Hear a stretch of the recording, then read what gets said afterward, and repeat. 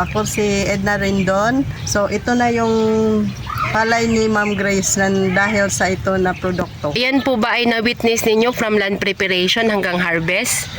Yes po. Kumusta po yung mga lason? May nagamit po ba si Ma'am Grace? Wala po ma'am. Ito lang yung ginamit niya, MI at saka yung foliar. Foliar, opo. Kung masasabi ninyo ma'am sa inyong palay ngayon?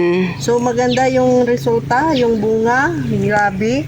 Yung sa bagahan ng palay, mayroon pang laman. Marami sila bunga.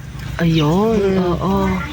So, ayan po, tayo po ay nakagamit nitong product ng Organic Full Harvest na protocol po ni Ricky Brown. Ayan, at palayan po ni Ma'am Grace Moran Manligues. Okay. Ayan, at yan po si Ma'am Edna, isa po sa mga kasamahan natin dito sa Bayugan na kung saan nagpo-promote din po ng ating product dahil nakita niya po talaga at na-witness niya from land preparation at hanggang sa mga sandaling ito ay wala talagang na-spring.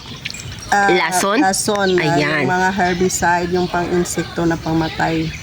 Nasaksihan po niya ang palay na ito mula po land preparation at hanggang sa mga sandaling ito at ilang araw na lang po ay haharvestin na. Yes po, ma'am. Opo. So masasabi mo ma'am na tayo tagumpay? Yes po, ma'am. Tagumpay na tagumpay. Ayan, opo. Thank you, thank you.